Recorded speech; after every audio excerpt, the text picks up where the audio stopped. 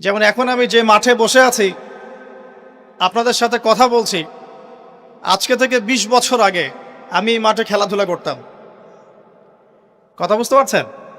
বিশ্বাস করলেন না। আজকে থেকে ২০ বছর আগে আমি এই মাঠে খেলাধুলা করেছি।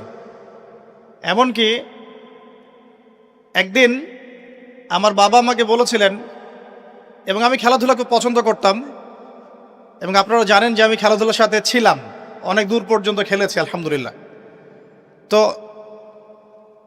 আমার বাবা আমাকে বলছিলেন যে খেলাধুলা করতে যেতে ইচ্ছা করছে। আমি বললাম যে হ্যাঁ।